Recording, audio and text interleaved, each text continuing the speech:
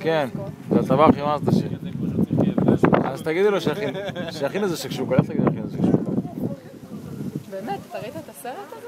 את הקליפ ברגע הרי שנכון, הוא היה אמור להגיד מי זוכה וזה, כאילו היה אמור להחליט, שומעים באוזנייה, בצילום, תגיד אינה.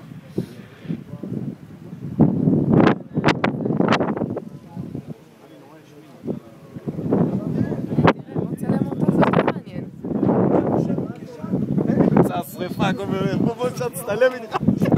ותכין שקשוקה אחר כך. לא צלם אותי.